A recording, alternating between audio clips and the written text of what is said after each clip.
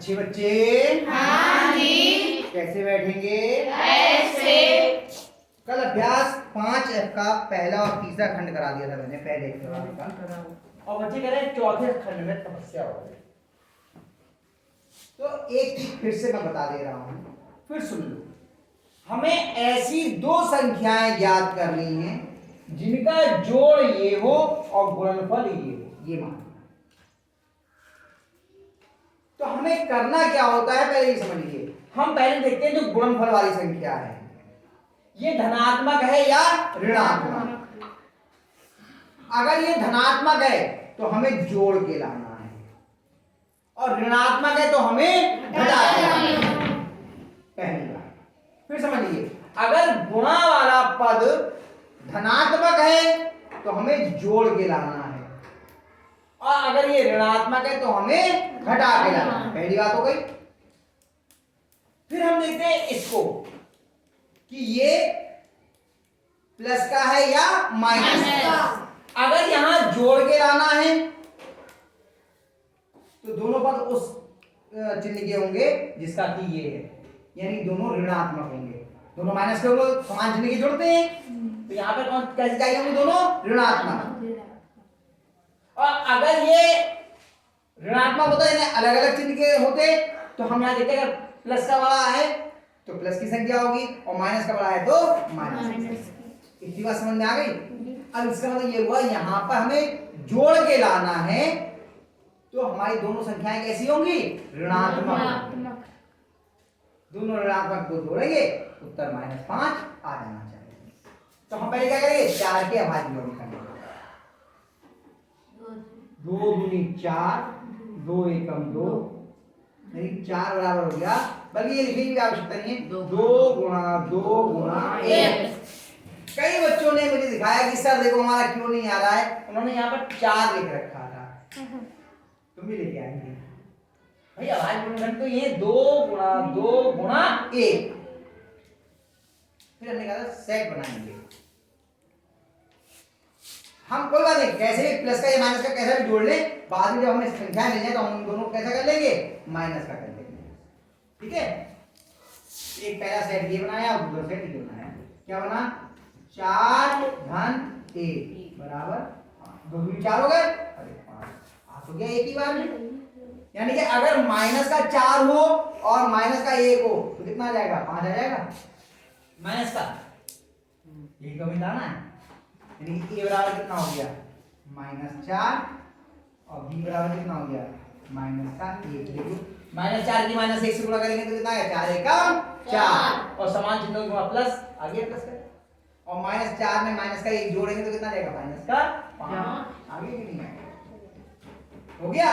कठिन थोड़ी था, क्यों बजा बेटा? सही है, चलिए इस तरह से ये हो गया। कठिन तो नहीं लगा? हम करेंगे तो सरल ही लगेगा, बाद में जब करोगे तो कठिन लगेगा। चलिए दूसरे सवाल में कह रहे हैं गुणनखंड कीजिए। यही जिस तरीके से हमने ये किए हैं इसी का प्रयोग करके होगा, दिखा देता हूं। x पे घात 2 धन 5x प्लस 6। इन सवालों को कुछ बच्चे कोशिश कर रहे थे करने की, जबकि मैंने सिखाए नहीं थे। जैसे अभी लक्ष्मी बोली ला हम करें, इनके भैया ने या भतीजे ने सिखा दी। अच्छी बातें सीख ली हैं तो, लेकिन जब आप आगे चलते हो तो बहुत समस्या ये होती है जिसकी मूल चीजें होती है सीखने वाली वो छूट जाती हैं। अब उन्होंने जो सिखाया होगा अच्छा ही सिखाया होगा, मैं ये नहीं कह रहा गलत सिखाया, लेकिन कुछ महत्वपूर्ण चीजें समझ लो तो आपको आसानी हो जाएगी।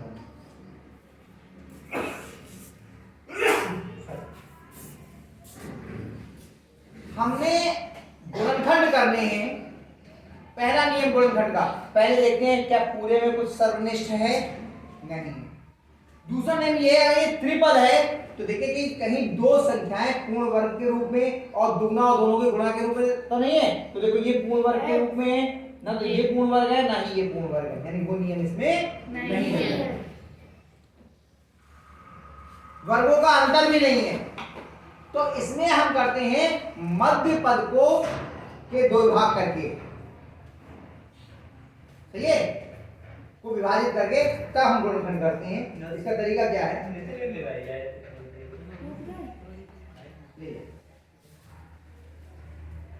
तो मध्य पद को दो हिस्से करके हमें इसका करना है। कैसे करेंगे? आराम से समझ लो। इसको हम द्विघात समीकरण भी बोलते हैं। सबसे पहले ये नियम सामान्यतः लोग नहीं बताते, इसलिए मैंने लक्ष्मी से कहा कि पहले समझ लो। सबसे पहले इसे घातों के घटते हुए क्रम में लिखते हैं। कितनी घात है यहाँ पर? 2, यहाँ 1, यहाँ 0। ठीक है। उसके बाद में दूसरी चीज क्या देखते हैं हम? पहला पद और तृतीय पद, इनके चिन्ह देखते हैं। इसका चिन्ह क्या है? प्लस। इसका चिन्ह क्या है? प्लस। अगर पहले और आखिरी वाले के चिन्ह समान है तो हमें जोड़ के लाना होता है।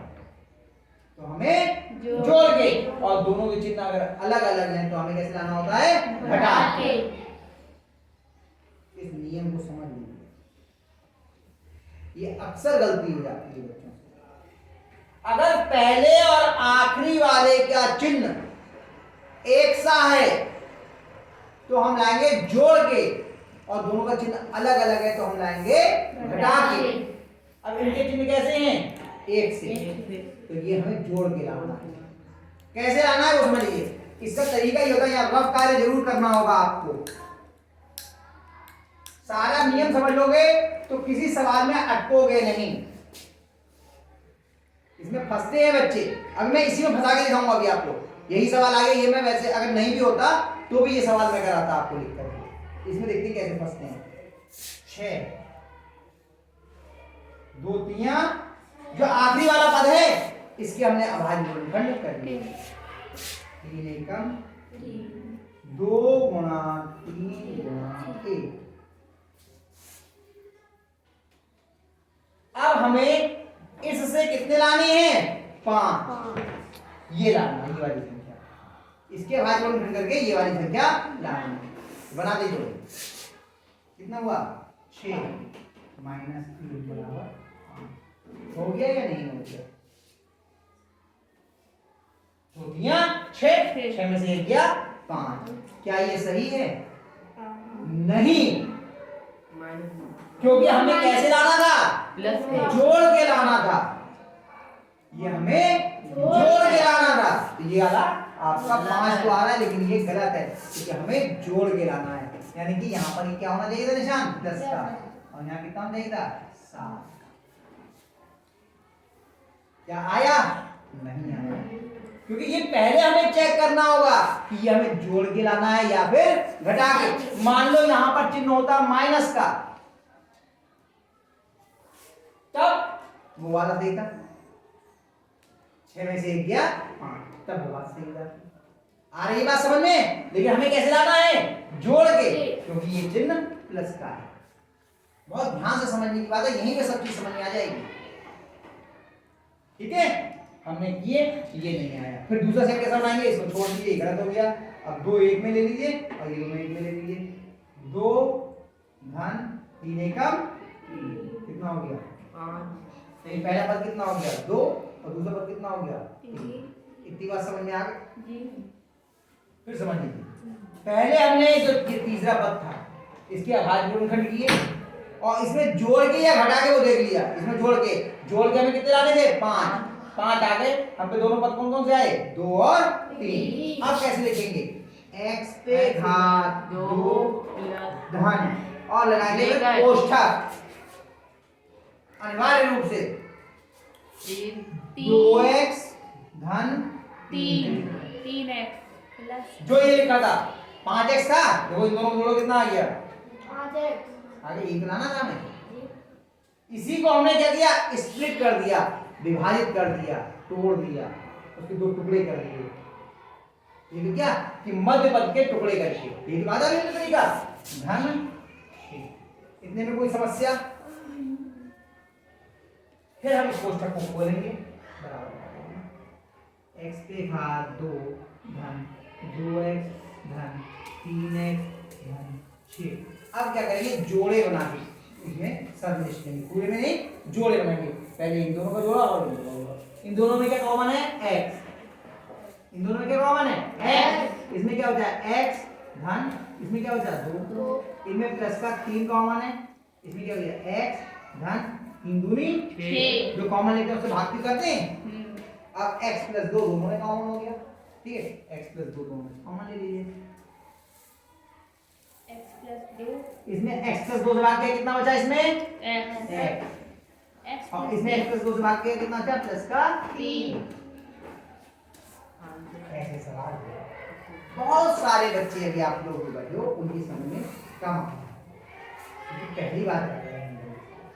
साथ में शायद थे इस तरह के सवाल, लेकिन थोड़ा सा कठिन लग रहा होगा। अभी एक दो सवाल हम लोग और करेंगे तो धीरे धीरे समझ में आना शुरू होगा। एक और करते हैं दूसरे का क्या?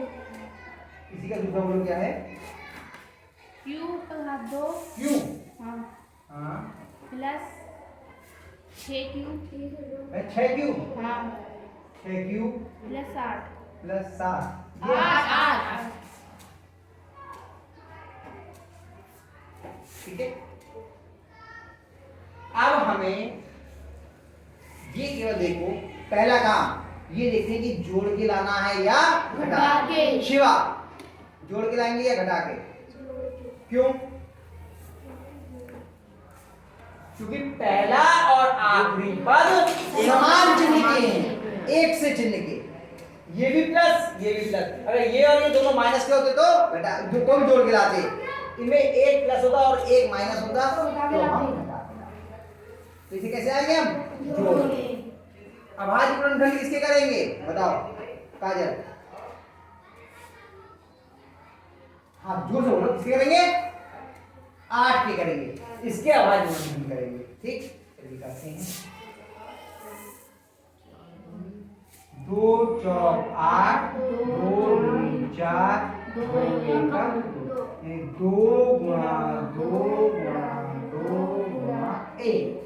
अब हमें लाना है जोड़ के, और कितने लाने हैं?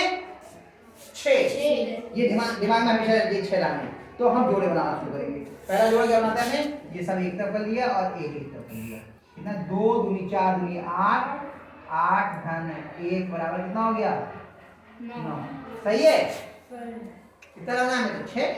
चलो और बताओ कौन सा बनाए थे? चलो एक बार इन दोनों के एक साथ ले लो और इन दोनों के एक साथ ले लो। इन दोनों की गुणा कितनी आई? 2 दूनी 4 2 एकम 2 कितना आ गया? 6 आ गया? 4 प्लस 2 तो पहला पद कितना हो गया? 4 और दूसरा पद कितना हो गया? 2। ठीक, चलो q के घात 2 धन कोष्ठक के अंदर 4q धन 2q धन 8। इतने में कोई समस्या हो तो बताओ। नहीं। आशी आया समझ में? इतना पहली बार में समझ में नहीं आया होगा, दूसरी बार में थोड़ा थोड़ा समझ में आ रहा होगा। अब क्या करेंगे? कोष्ठक को खोलेंगे। q के घात 2 धन 4q धन 2q धन 8। अब जोड़े बनाएंगे, इन दोनों में से कुछ कॉमन लेंगे, इन दोनों में से जो कॉमन होगा। इन दोनों में क्या कॉमन है? q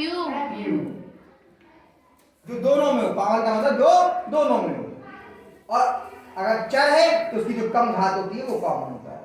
अब जो कॉमन लिया जाता है उससे भाग करते हैं। q पे घात 2 में q से भाग किया तो क्या बचा? q धन 4q में q से भाग किया तो कितना बचा? 4 धन 2 कॉमन, 2 से 2q में भाग दिया क्या बचा? q धन 2 से 8 भाग दिया कितना है? 4 q धन 4। और देखो कॉमन लेने में ये ध्यान रखते हैं कि कोष्ठक के अंदर एक सा बचे, कोष्ठक के अंदर एक सा, ताकि ये फिर अब ये कॉमन जाएगा दोनों में। अगर करेंगे ना प्रक्रिया में आ जाएगा। अब दोनों में क्या कॉमन है? q धन 4, q धन 4 दोनों में कॉमन है। इसमें क्या जाएगा? इसमें बचेगा q और ये क्या जाएगा? प्लस का। अब आया थोड़ा थोड़ा समझ में? एक और करें तो और समझ में आ जाएगा। तीसरा ही कर देंगे, एक क्रम से ही कर दे रहा हूँ, सारे कर दे रहा हूँ, फिर आगे देखेंगे छोड़ेंगे नहीं अभी, ताकि क्योंकि पहली बार इस तरह की ये आया ना, और ये आपको 10वीं क्लास तक आपको खूब मिलेंगे करने के लिए, इसलिए अच्छे से समझ लो। m पे घात 2 m पे घात 2 plus 11n plus 24 24 plus plus Pankaj, ये जोड़ के लाएंगे या घटा के? क्यों? कौन कौन? m पे घात 2 और 24 दोनों समान चीज। बिल्कुल सही बताया इसने, बिल्कुल सही है। अच्छा रफ नाम इजी बना क्या काम? अभाज्य गुणनखंड किसके करने हैं? आदेश बताओ। ये क्या नाम? आदर्श क्या नाम था ना? आकाश। अभाज्य गुणनखंड किसके करेंगे? 24। किसके करेंगे? 24 के। कुछ बात समझ में?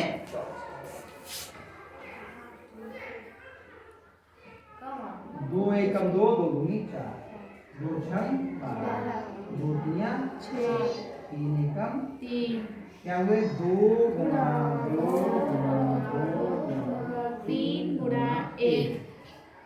लाने कितने हैं ये बताओ तुम खुशबू? कितने लाने हैं? 9 लाने हैं। अरे बड़ी जोर से आशी नहीं करनी। कितने लाने बताओ? 11 लाने हैं। ये वाली संख्या लानी होती है।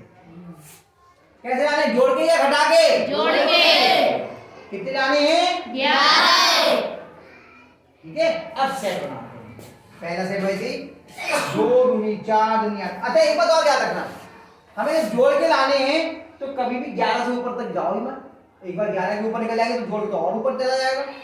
जैसे भैया 2 दूनी 4 दूनी 8 तिया 24 तो करो ही मत। 24 तो वैसे ज्यादा हो गया 11 से।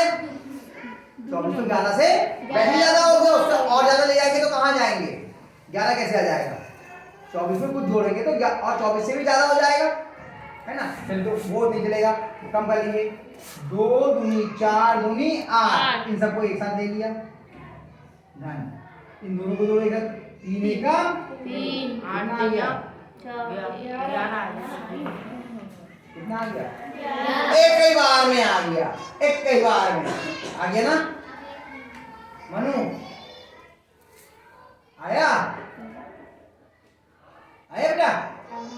अब कैसे लिखेंगे? m पे घात 2 धन 8m धन 3m धन 24। देखो 8 में जो 8 ही 11 आगे 11 है। अब क्या करेंगे? कोष्ठक को खोलेंगे। m पे घात 2 धन 8m धन 3m धन 24। इन दोनों में से एक क्या कॉमन है बताओ? m कॉमन है। कोष्ठक शुरू क्या बचेगा इसमें? m plus 8। इन दोनों में क्या कॉमन है? प्लस का 3 कॉमन वो होता है जिससे ये भी कट रहा हो और ये भी कट रहा हो ना, जिसको हम मासा बोलते हैं। 3 8 24 होता है कट रहा। तो उसके ये भी ध्यान रखना है, जो ये है वही अंदर लाना है। तो यहाँ पे m बच रहा है ना अकेला, तो m का जो गुणांक है वही कॉमन हो जाएगा, है ना? कितना कॉमन हो गया? 3। m धन 3 अट्ठे 24। इन दोनों में क्या कॉमन होगा? इन दोनों में क्या कॉमन होगा बताओ?